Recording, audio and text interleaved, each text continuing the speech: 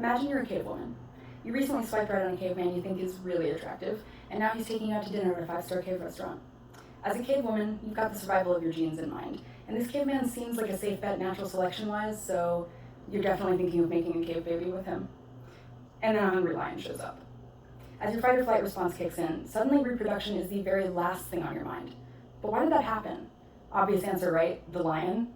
But what psychophysiological processes caused your desire for sex to completely evaporate at the sight of that lion? That can be explained by the dual control model. In the 1990s, sex researchers Eric Janssen and John Bancroft proposed that sexual response results from an interaction between excitatory and inhibitory processes in the brain. They termed these the sexual excitation system, the SES, which you can think of as the accelerator of your sexual response, and the sexual inhibition system, the SIS, which you can think of as the brakes. Your nervous system is constantly receiving information about your environment from each of your senses. And when your brain receives information that it interprets as sex-related, the SES signals your genitals to turn on, because sex could happen, and it could happen right now. Let's revisit our cave woman. Let's say she's in a good mood, the date's going great, she feels cute in her little cave woman outfit. All of those things are turning on her SES. The SIS is where things get a little more complicated.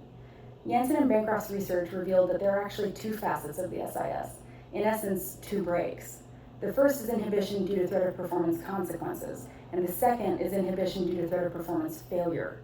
The first brake works much in the same way as the SES, scanning the environment for potential threats. It sees every reason why you should not have sex right now. And that could be any reason from, there's a lion running toward me at breakneck speed, so I will be eaten if I have sex right now, to, I'm worried about STI transmission or an unwanted pregnancy, so I don't want to have sex right now. In the words of sex educator Emily Nagoski, the second brake, inhibition due to threat of performance failure, can be thought of as a chronic, low-level no thank you to sex, which might happen, for example, if a person is worried about maintaining an erection long enough to please their partner, or if a person is concerned about not being able to orgasm. Now, let's talk research findings. Janssen and Bancroft's self-report questionnaires based on the dual control model have yielded some fascinating insights. Consistent evidence has shown that men and women's scores on scales of SE and SI are normally distributed, meaning that the graph of these scores forms a bell-like shape, with the majority of the distribution of scores falling in the middle. This supports the idea that variation in excitation and inhibition proneness is completely normal, and that the mid part of this range represents adaptive levels of inhibition.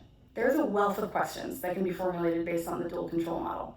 How do cultural factors affect people's SE and SI? How can we use this model to study asexuality? What about hypersexuality? These are questions researchers are working to answer today.